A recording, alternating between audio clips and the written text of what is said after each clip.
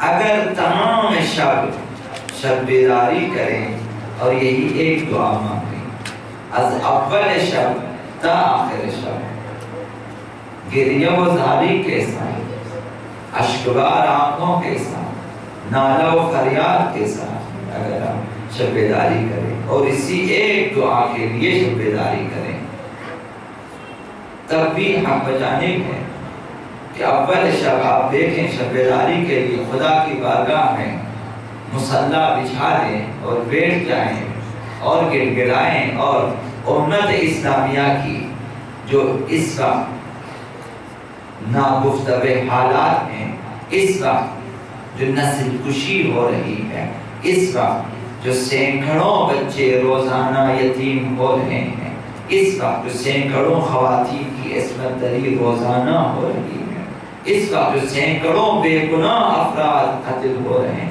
ان سب کو یاد کریں۔ اس وقت قرآن کی جو حالت کی جا رہی ہے، اس وقت دین کی جو حالت کی جا رہی ہے، انہیں مد نظر رکھیں، چاہے نماز پہ بیٹھ جائیں، بارگاہ الہی میں چند رکعت نماز بجا لائیں کہ آپ کا رابطہ قائم ہو خداوند متعال سے، جیسے کہ رابطہ قائم ہو، اور آپ جو ہیں اس رابطے کے بعد خداوند متعال کی بارگاہ میں اب اشک بہائیں، فریاد کریں، اور یہی دعا کہ اللہم عجل ولیک الفرج، پروردگارا اس نیمہ شعبان کی شب میری یہی ایک دعا ہے، میری یہی ایک دعا ہے، میری تمام آرزوئیں، میری ساری تمنائیں اسی ایک دعا پہ فدا ہو جائیں۔ میری زندگی کی تمنائیں، میری اولاد کے سلسلے میں میری آرزوئیں، بہت ساری آرزوئیں ہیں انسان کی، ان سب کو فدا کر دیں اسی ایک دعا کے لیے کہ خدایا ساری حاجتیں روک لے میری، نہ دے مجھے، مگر تمام حاجتوں کے عوض یہی ایک حاجت دے کہ آبا کا ظہور ہو جائے، جلد سے جلد یہ دنیا آمادہ ہو جائے اور ظہور ہو جائے۔ کل کی شب مہم ہے، مہم اس وجہ سے ہے، اگر یہ نہ ہو سکے کم از کم کثرت سے دعا کریں ظہور کے لیے۔ کل کی شب دعا کی شب ہے، اور دعا میں مہم ترین دعا یہ ہے کہ نجات بشر کے لیے دعا کریں، نجات امت اسلامیہ کے لیے دعا کریں، عقیدے سے دعا کریں، یقین کے ساتھ دعا کریں، آمادگی کے ساتھ دعا کریں، جن کی اتھاہ گہرائیوں سے دعا کریں، دعا کریں کہ وہ آ جائیں۔ اور پھر ضمناً جو دوسری دعائیں ہیں جو مہم ہیں ہمارے لیے کہ وَجْعَلْنَا مِنْ عَوَانِهِ وَأَنصَارِهِ، ہمیں ان کے عوان انصار میں سے کرنا ہے، یہ مہم ہے ہمارے لیے۔ تو انشاءاللہ کل کی شب ظہور کی دعا کو فراموش نہ کریں۔ یہ دعا، یہ ظہور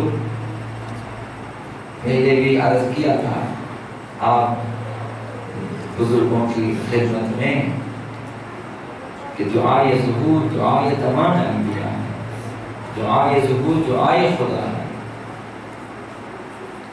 خدا بھی یہی چاہتا ہے۔ دعائے ظہور دعائے زہرائے مسیح ہے، دعائے شہدائے کربلا ہے، دعائے تمام شہداء جنہیں ناحق شہید کیا ہے، دعائے اسیران دشت نینوا، یہی دعائے ظہور ہے۔ ان سب کی آرزو ہے، نہ بھولیں۔ آج ہمارا اہم ترین فریضہ کیا ہے؟ اہم ترین فریضہ حضرت آقا رسول خدا صلی اللہ علیہ وسلم فرماتے ہیں کہ من مات ولم يعرف امام زمانه مات میتة جاہلیہ۔ فریقین کی حدیث، صحیح حدیث، مستند حدیث، متواتر حدیث، کہ جو مر گیا اس حال میں کہ اس نے اپنے زمانے کے امام کی معرفت حاصل نہ کی، تو وہ جاہلیت کی موت مرتا ہے، کفر کی موت مرتا ہے۔ یہ بہت بڑا خطرہ ہے۔ ہم آج ممکن ہے کہ غفلت میں رہیں اور اپنے امام زمانہ کے بارے میں شاید زیادہ تحقیق نہ کریں، لیکن یہ خطرہ ہے کہ جو بھی مرا اور اسے صحیح معرفت نہ ہوا امام زمانہ، وہ اس کی موت جاہلیت کی موت ہوتی ہے۔ یعنی اب اس سے پہلے بغیر معرفت کے جو کچھ بھی کیا ہے وہ ہوا منصورہ، وہ گرد و خاک کی طرح سارے اعمال اڑ گئے، اسے خداوند حساب نہیں کرتا، قبول نہیں فرماتا۔ شرط ہے معرفت آقا امام زمانہ۔ اب اس حدیث مبارکہ کی روشنی میں تمام مسلمانوں کے لیے آقا امام زمانہ علیہ السلام کی معرفت حاصل کرنا،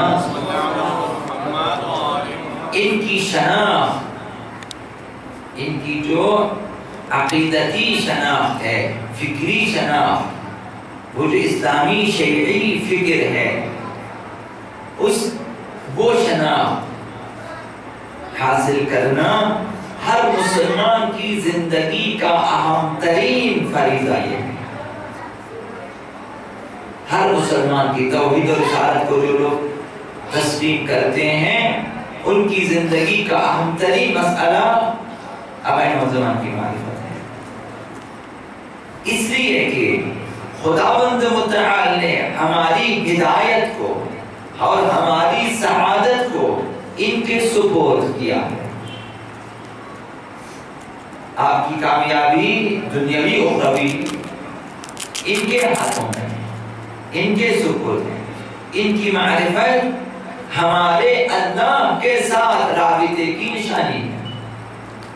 جسے امام زمانہ کی معرفت نہ ہو، اس کا خدا سے رابطہ نہیں ہے۔ جو امام زمان شناس نہ ہو، مہدی شناس نہ ہو، یعنی اس کا خدا سے کوئی رابطہ نہیں ہے، کوئی تعلق نہیں ہے۔ یہ معرفت نشانی ہے، علامت ہے کہ آپ کا خدا سے رابطہ ہے۔ جو بھی اپنے زمانے کے معصوم امام سے جدا ہوگا، یعنی رابطہ نہیں ہوگا اس کا معرفت کے حوالے سے، بیعت و اطاعت کے حوالے سے، مودت و محبت کے حوالے سے رابطہ نہ ہوگا اپنے زمانے کے معصوم امام کے ساتھ، تو یہی کہ امام زمانہ کی معرفت نہیں ہے اور مودت کے اعتبار سے، اطاعت کے اعتبار سے، تسلیم امر کے اعتبار سے امام زمان سے جدا ہے، یہی اس نے اپنے اوپر دنیا کا سب سے بڑا ظلم کیا ہے۔ ربنا ظلمنا انفسنا، جس طرح بنی اسرائیل نے کہا کہ خدایا ہم نے اپنے اوپر ظلم کیا، یہ سب سے بڑا ظلم ہے کہ انسان اپنے زمانے کے امام کی معرفت حاصل نہ کرے۔ جس نے امام کی معرفت حاصل نہ کی، اس نے خدا سے اپنا رابطہ توڑ دیا ہے، اس کا خدا سے قطعاً کوئی رابطہ نہیں۔ خداوند اس کے رابطے کو قبول نہیں کرتا، اس کی عبادتوں کو قبول نہیں کرتا، اس کی دعاؤں کو قبول نہیں کرتا۔ ناقابل بخشش گناہ کیا ہے۔ یہی کہ امام سے رابطہ نہ ہو، اس کی وجہ سے خدا سے رابطہ ٹوٹ جاتا ہے۔ آپ کی پرستش کا خدا کی پرستش کے ساتھ رابطہ نہیں ہے، وہ اصل بندگی نہیں ہے جو کچھ بھی آپ کرتے ہیں۔ بغیر معرفت آقائے زمان جو کچھ بھی کرتے ہیں وہ بندگی نہیں ہے، وہ اپنی خواہشات کی پیروی ہے۔ تو یہی کہ آقا امام زمان سے رابطہ ٹوٹ جائے اور خدا سے رابطہ ٹوٹ جائے، یہی گمراہی ہے، یہی دین سے خارج ہونا ہے، یہی جہالت ہے اور یہی کفر کی موت ہے۔ اسلامی زندگی میں، آپ کی اسلامی زندگی میں اولین فریضہ امام معصوم کی شناخت ہے۔ اولین فریضہ اسلامی زندگی میں، آپ مسلمان ہوئے، شہادتیں پڑھ لی ہیں، اب آپ کی زندگی جو اسلامی ہے شروع ہے، اولین کام آپ کا یہ ہے کہ معرفت امام زمان۔ اس سلسلے میں کسی بھی قسم کی کوتاہی، کسی بھی قسم کی سستی، اس کا نتیجہ کفر و ضلالت و گمراہی کے سوا اور کچھ نہیں نکلے گا۔ کوتاہی جائز نہیں ہے اس سلسلے میں، غفلت حرام ہے اس سلسلے میں۔ یہی کامیابی ہے کہ آپ اپنے آقا امام زمان کی شناخت حاصل کریں، کامیابی اسی میں ہے۔ حضرت آقا امام محمد باقر علیہ السلام انہوں نے فرمایا، یہ آپ کی کامیابی کو بیان کیا اس میں، جو لوگ مہدی شناس ہیں، امام زمانہ شناس، فرمایا کہ من مات وهو عارف لامامه، دو قسم کے افراد مرتے ہیں، ایک من مات ولم يعرف امام زمانے، بغیر معرفت کے مرتا ہے، ایک جو پانچویں من مات وهو عارف بامامه، ایک یہ شخص ہے جو امام کی معرفت لے کے مرتا ہے، جو بغیر معرفت کے مرتا ہے اس کے بارے میں پیغمبر اسلام نے فرمایا کہ مات میتۃ جاہلیہ، وہ جہالت کی اور کفر و ضلالت کی موت مرتا ہے۔ اب جو اپنے امام کی معرفت لے کے مرتا ہے اس کے بارے میں پانچویں امام نے فرمایا کہ کمن ہوا مع القائم فی فسطاطہ، یہ اس شخص کی مانند ہے جو آقا امام زمان علیہ السلام کے خیمے میں ہو۔ معرفت کے کامیابی اس حد تک کہ آپ کو ائمہ نے اٹھا لیا، اس حد تک نزدیک کیا کہ آپ کو دعوت دی، آپ کو اجازت ملی کہ خیمہ آقا امام زمان میں داخل ہو۔ معرفت کے ساتھ مرنے والا قبر میں جاتا ہے لیکن وہ خیمہ آقا امام زمان میں ہوتا ہے، خیمہ آقا امام زمان میں ہوتا ہے۔ بغیر معرفت کے جو مرتا ہے وہ جاہلیت کی موت مرتا ہے، حشر نشر اس کا فرعون حامان و شداد کے ساتھ ہے، ظالموں کے ساتھ اس کا حشر نشر ہے۔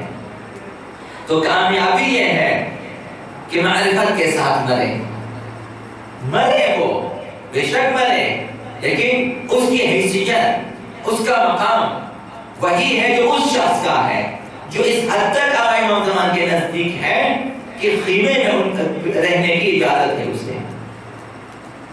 ہر کسی کو آقا امام زمان کے خیمے تک رسائی نہیں ہے۔ یہ ہماری آج کی جو اردو اصطلاح میں کہتے ہیں کہ خراجی کا گھر نہیں ہے کہ ہر کوئی جا سکے آ سکے۔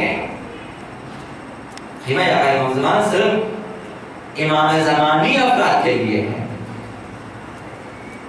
تو اپنے زمانے کے امام کے ظہور کی آرزو رکھنے والوں کے لیے یہ عظیم خوشخبری ہے، اور سب سے بڑی خوشخبری یہی ہے کہ تم ان کی معرفت لے کر مر جاؤ، تمہاری حیثیت اس شخص کی ہے جو آقا امام زمان کے خیمے میں۔ اب پھر خوف کس چیز کا ہے، اب ڈر کس چیز کا ہے؟ تم نے وہ کام کیا ہے، اب یہ کام کس قدر باارزش ہے کہ انسان ایسا مقام پیدا کرے، وہ مرتبہ پیدا کرے، اس شخص کا مقام و مرتبہ جو آقا امام زمان کے ساتھ خیمے میں۔